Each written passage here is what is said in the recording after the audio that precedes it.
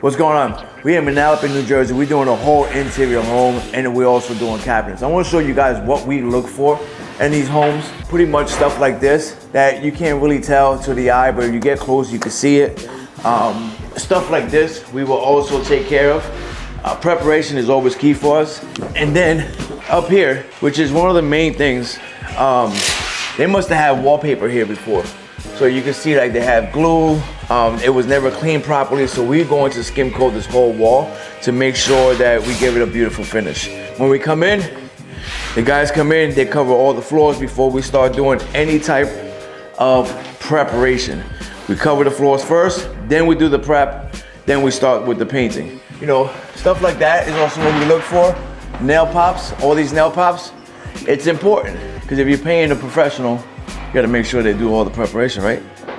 All right, so it's really important with these cabinets when we start prepping for these is when we take these doors off, all right, we put the numbers inside here and we cover it with blue tape so that way it doesn't get covered with the paint. And then we also put inside the cabinets, we put the same number that we put on the doors, we put inside the cabinets so that way when we come back and they're ready to get put up, it's easily found for its rightful place. And that's it, man. This is gonna be a nice kitchen. Stay tuned. All right, so we are here at the next job. We're collabing with 5-Star Flooring, Eric Metal. He actually did all the floors, but we got some cool stuff that's gonna be going on here with the micro cement and also epoxy countertops. All right, let's go.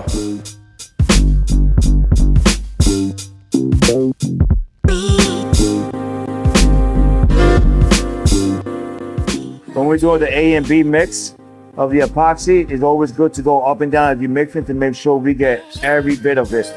And you have to mix that for about 3 minutes to be safe. And then this is going to be a white pigment. Oh no, this one's white. The other one's gonna be gray. My bad.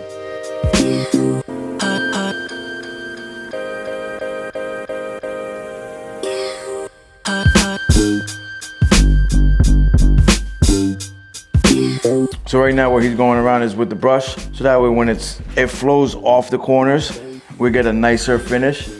And once you apply epoxies with epoxy, it connects with each other and it starts flowing a lot better than just letting it flow by itself. You want to do that over and say epoxy compacts together? What did I say? No, I am who I am. They're gonna learn today. He said compact together, I said flow together. Which one do you guys like better?